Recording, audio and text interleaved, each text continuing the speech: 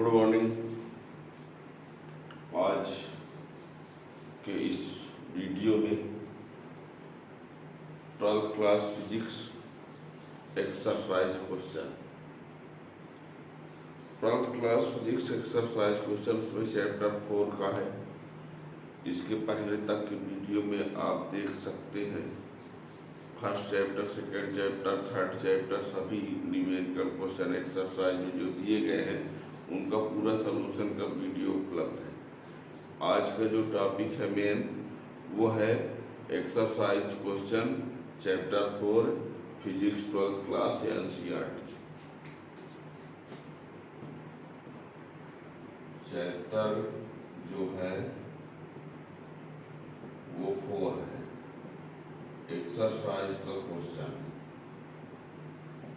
Number 4.2 है NCERT books.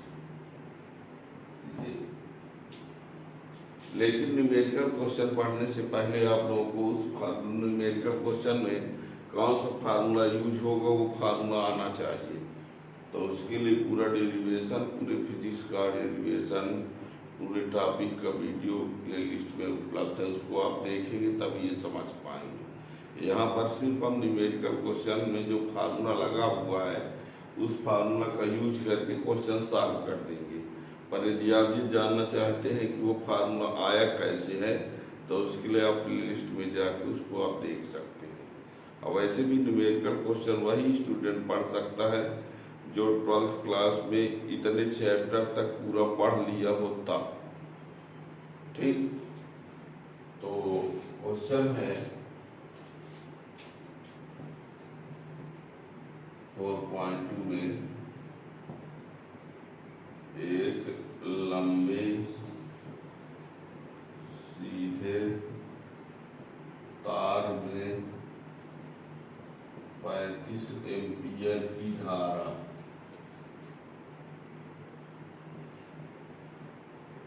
प्रवाहित हो रही है। तो तार से 20 सेंटीमीटर की दूरी पर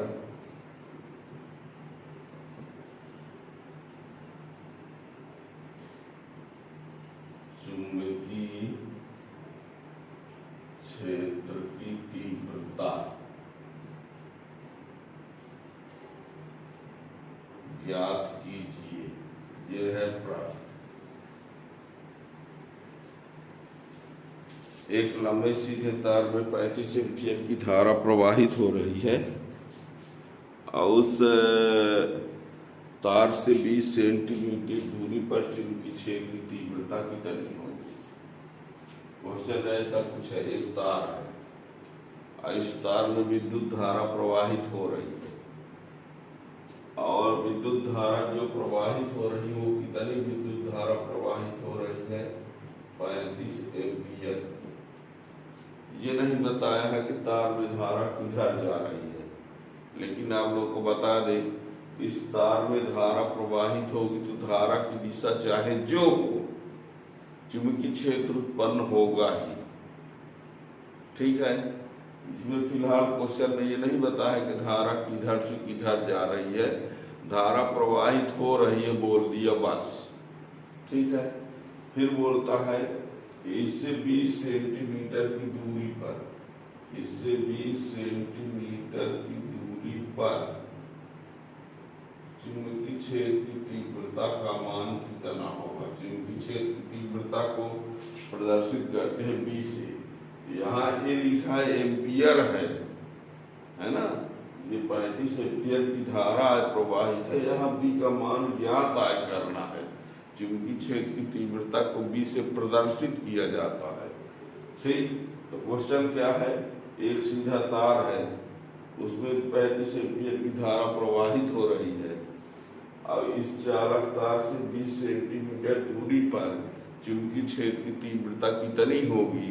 तो रेखीय धारावाही चालक के कारण चुंबकीय क्षेत्र की तीव्रता बायस वाट के नियम के अनुप्रयोग से ये एक फार्मूला मिलता है और वो फार्मूला ये है फार्मूला ये है कि चुंबकीय क्षेत्र की तीव्रता B बराबर म्यू 0 अपान 4 पाई 2I अपान R, ये फार्मूला होता है। एक चालक की लंबाई फिक्स ना दी गई हो कि चालक की लंबाई है कितनी, है ना, तो चालक की लंबाई पता नहीं कितनी होगी, अनंत लंबाई का चालक मान लीजिए। अब तो चुंबकीय क्षेत्र की तीव्रता लाने का सूत्र होता है म्यू 0 अपान 4 पाई 2I अपान R, ठीक है ना। अब यहाँ पर धारा की दिशा के आधार पर चुंबकीय क्षेत्र की तीव्रता की दिशा निर्धारित होगी, पर इस क्वेश्चन में धारा की दिशा के बारे में कुछ कहा ही नहीं है कि विद्युत धारा किस दिशा में प्रवाहित हो रही है ना। तो जब धारा की दिशा के बारे में नहीं कहा, तीव्रता के बारे में कहा, तो कोई दिक्कत ही नहीं है, आप फार्मूला लगा के मान भला दीजिए बस। ये धारा की दिशा बता दिया जाता, ये भी कहा जाता कि तीव्रता की दिशा क्या होगी, तो आप लोगों को बता दें, उसके लिए भी नियम बता दें। ये एक हथेली का नियम नंबर 1 है कि यदि अंगूठा और अंगुलियों को ऐसे फैलाया जाए कि अंगूठा अंगुलियों पर लंबवत रहे, ये इस प्रकार, ठीक रहा है ना। और यदि ये धारा की दिशा को प्रदर्शित करे और अंगुली पूरे जो है वो बिंदु को दर्शाए, तो हथेली के लंबवत चुंबकीय क्षेत्र की दिशा होती है, यानी ये किसको बताए, धारा को, और अंगुलियां पूरा जो है बिंदु को, तो इधर चुंबकीय क्षेत्र की दिशा होगी। जैसे मान लीजिए इसी में हम देख लेते हैं, ये अंगूठा धारा को बताता है और बिंदु जो है वो अंगुलियां जो बिंदु की तरफ है, तो इसमें अंदर तरफ होगा। यदि धारा ऐसे प्रवाहित करती है तो चुंबकीय क्षेत्र बोर्ड के अंदर तरफ होगा। धारा की दिशा को बदल दिया जाए और बिंदु इधर रहे तो ये बाहर की तरफ हो जाएगा, या कि इधर बिंदु ले लिया जाए तो बाहर की तरफ हो जाएगा। मतलब तीव्रता की दिशा ज्ञात करने का ये नियम है कि अंगूठा धारा को प्रदर्शित करे, ये बिंदु को प्रदर्शित करे, तो हथेली के लंबवत बाहर की ओर चुंबकीय क्षेत्र की दिशा होती है। यदि हम इस चित्र में देखेंगे तो ये रहा धारा की दिशा और ये है बिंदु, तो चुंबकीय क्षेत्र अंदर तरफ होगा। और धारा की दिशा को बदल दिया जाए तो फिर ऐसे करना पड़ेगा, नीचे धारा कर देंगे तो फिर चुंबकीय क्षेत्र ये होगा। हाल फिलहाल इस प्रश्न में वो कहा नहीं है कि तीव्रता की दिशा क्या होगी, पर ऐसा प्रश्न हो सकता है। आगे वाले क्वेश्चन में इस प्रकार आप देखेंगे, ठीक है ना। तो इस प्रश्न में क्या दिया है, आई का मान दिया है 35 एम्पियर, आई बराबर 35 एम्पियर, और तार से दूरी को आ लिख दो चाहे डी जो भी, ये 20 सेंटीमीटर दिया है, तो ये 20 × 10⁻⁻2 मीटर, यानी 2 × 10⁻⁻1 मीटर, ठीक है ना। अब आप बी का मान आपको ज्ञात करना है, तो बी का मान ज्ञात करने के लिए फार्मूला लगा दीजिए।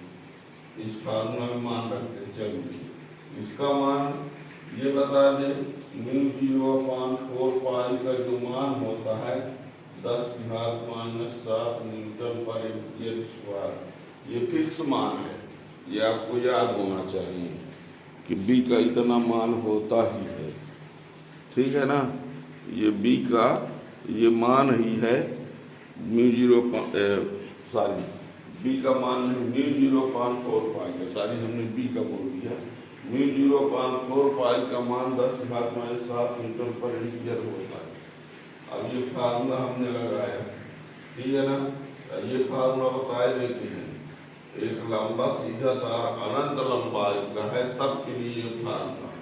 अब इसका मान कितना है, 10⁻⁷ 2, आई का मान कितना है 35, अब बटे आर का मान कितना है 2 × 10⁻⁻1, तो बी बराबर ये इससे कैंसिल हो गया, ठीक है ना। अब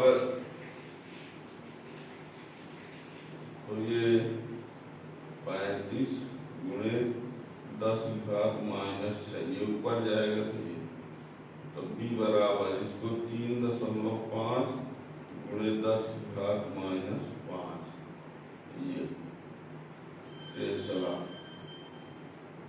छेद की तीव्रता का मात्रा। ठीक है ना, ये 2 से 2 कैंसिल हो गया, 35 × 10⁻⁻, और ये माइनस 1 उधर जा गया तो 1 प्लस हो गया, तो साथ में 1 निकल गया माइनस है। अब ये दशमलव यहाँ लिख दिए तो 10⁻1 तो ये करेंगे 1 बढ़ गया है ना, दशमलव यहाँ लगा दिए। ये चूंकि छेद की तीव्रता। अब यदि चित्र में धारा ऐसे है तो ये अंदर की तरफ होगा, धारा नीचे ऐसे कर देते बाहर की तरफ होगा। फिलहाल ये क्वेश्चन पूछा है, ठीक है ना। ये रहा क्वेश्चन नंबर 4.2। और भी क्वेश्चन के लिए आप जो ये चैनल सब्सक्राइब किए रहेंगे तो आगे आने वाले क्वेश्चन का वीडियो जब बनेगा तो उसका नोटिफिकेशन मिल जाएगा। Thank you.